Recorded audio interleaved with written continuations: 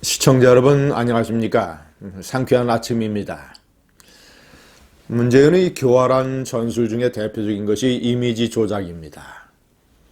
자신은 아무런 책임을 지지 않으면서 자신은 진흙탕과 아무런 관련이 없는 것처럼 자신의 손에는 피가 묻혀져 있지 않은 것처럼 이런 식으로 자신은 커튼 뒤의 아주 무오류의 지도자로 이미지를 조작을 하고 어려운 일, 책임지는 일, 손에 피를 묻혀야 되는 일은 전부 부하들에게 떠넘깁니다. 이런 이미지를 벗겨낼 수 있는 이 도구가 이 언론인데 현재 한국의 언론은 문벼천과 물개박수 언론이 되어 있기 때문에 문재인은 아주 안전하게 이미지 조작을 누리고 있습니다. 탁현민 효과. 이 이미지 조작술로 총선도 아마 치를 겁니다. 제가 그가 커튼 뒤에서 얼마나 비겁하게 숨어 있는지 제가 대표적인 네 가지의 사례를 좀 정리를 해봤습니다. 첫 번째, 울산시장 선거 이 공작 개입 사건 혐의로 모두 13명이나 기소가 됐습니다. 당시에 청와대 정무수석, 민정비서관, 현재의 송철호 울산시장, 송병기 황운하 전 청장, 이 청와대의 이 정무수석과 이 비서관들이 정권의 수뇌부가 선거 개입 공작 사건으로 기소가 된다면 지금 문재인이 직접적으로 관여하거나 지시한 이 구체적인 증거가 없어서 그렇지 그런 것만 튀어나온다면 이것은 바로 탄핵이 되는 정권입니다. 물론 정신적으로는 이미 탄핵이 됐죠. 이 대통령의 30년 친구를 울산시장으로 만들기 위해서 청와대와 여당과 그리고 경찰이 합작을 해서 그 경쟁자를 경선에서 주저앉히고 이 대통령 친구를 위한 정책을 개발해주고 허위 정보로 하명 수사를 내리고 또 그것을 받아서 하고 자 이런데 문재인은 국민들에게 이 문제에 관해서 아무런 언급을 하지 않고 있습니다. 마치 자신은 관련이 없는 것처럼 자신이 송철호를 어떻게 대했고 과거 송철호의 선거에서 돌아다니면서 어떻게 선거운동을 해주었는지 사진으로 다 남아있는데 아무런 얘기를 하지 않고 있습니다. 자, 두 번째, 추미애 법무장관의 손에 피를 묻히면서 검찰에 대한 대학살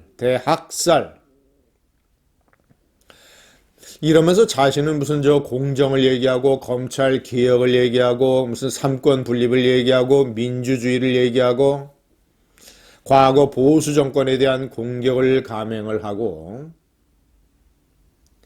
완전히 이 법무장관과 이 검찰의 충견들을 시켜서 마구잡이로 민주주의를 물어뜯으면서 자신은 이 개짖는 소리하고는 아무런 상관이 없는 멀리 떨어진 곳에서 자신은 아주 선량한 군주인 것처럼 이미지 조작을 만들어내고 있습니다.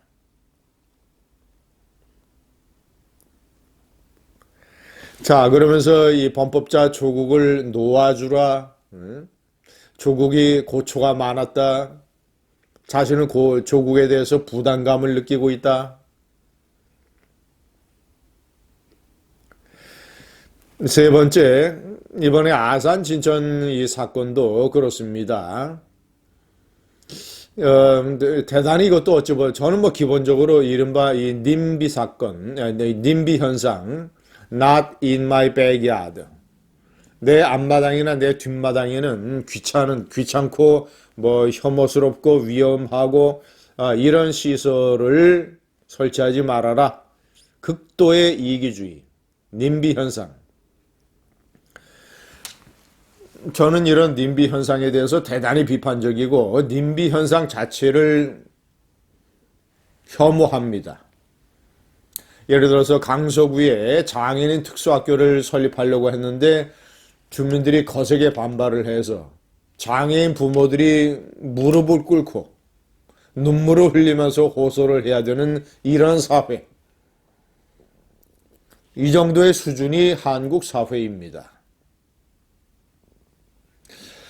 제가 판단할 때는 한국인들은 이 잘못된 어떤 인권, 복지, 환경, 좌파 세력이 그 문제에 관해서 잘못된 스탠다드와 이 내용을 국민들에게 계속 주입을 해서 그런 부분에 관한 님비 현상이 세계 다른 나라들의 평균보다도 훨씬 더 강한 나라가 이미 되어 있다.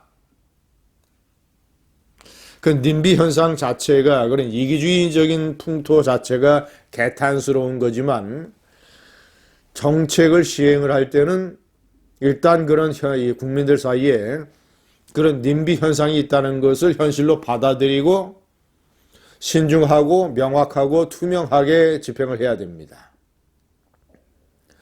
자, 그런데 천안에 중국 우한시에서 전세기로 데려오는 대한민국 국민 700명을 수용을 하는 시설을 처음에는 천안으로 정했다가 갑자기 하루 만에 아산과 진천으로 바꿨습니다. 천안의 가불병 3개 선거구는 현재 더불어민주당의 의원 3명이 차지하고 있습니다.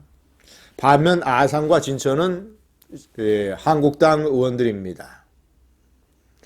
만약에 이 우한 폐렴의 이 수용 시설 문제가 불거져서 총선 때 악재로 작용을 해서 민심이 불리하게 작용을 한다면 만약에 천안으로 그대로 했다면 민주당은 현역 의원 3명을 잃어버리는 그런 대단히 불리한 결과가 나타날 수가 있겠죠.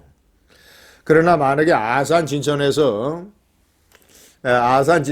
이 민심이 불리하게 작용을 해서 여당 후보가 패배한다 하더라도 그것은 이미 야당이 의석을 차지하고 있는 곳이기 때문에 전체 의석수의 증감에 영향을 미치지 않는다는 판단을 틀림없이 정부와 더불어민주당과 청와대가 했을 겁니다. 그렇지 않고서는 보건복지부가 내세우는 접근성이라든가 집단적으로 시설을 수용할 수 있는 규모라든가 그리고 이 검역이라든가 또는 의료진과의 관계 이런 조건을 놓고 계산을 해봤을 때 굳이 천안에서 아산과 진천으로 바꿔야 될 이유가 설명이 되지 않습니다. 그리고 정부가 설명을 제대로 내놓고 있지도 않습니다. 그러니까 저는 물론 이제 아산이건 진천이건 천안이건 그런 수용 정책이 온다고 해서 트랙터를 동원을 해서 물리적으로 반발하고 강력하게 시위를 하는 것, 저는 이것이 옳다고 생각하지 않습니다. 잘못된 것입니다. 그러나 일단 그런 주민들에게 정부가 투명하게 설명을 해줘야 되는데 이런 식의 아주 불투명한 뭔가 정치적인 계산이 작용이 된 선거를 앞둔 이런 식의 강한 의심을 국민들에게 제공을 하고 있습니다. 문재인은 아산 진천에 내려가서 정부가 왜 바꿨는지 설명을 해야 합니다. 용기 있는 대통령이라면 그렇게 평상시에 이미지 조작이 되는 선량한 군주, 무오류의 군주, 민주주의의 군주라면 내려가서 당당하게 설명하십시오. 자, 제가 네 번째 얘기한 윤정원 전 청와대 경제수석을 낙하산으로 기업은행장으로 박으려다가 노조가 27일이나 출근 저지 투쟁을 벌였습니다. 그러다가 결국은 노조의 요구사항을 대부분 수용을 하고 노조에게 굴복해서 은행장 자리로 들어갔습니다. 노조의 요구사항은 대단히 무리한 것입니다. 예를 들자면 노동이사제, 노조가 추천하는 이사, 그리고 직무급제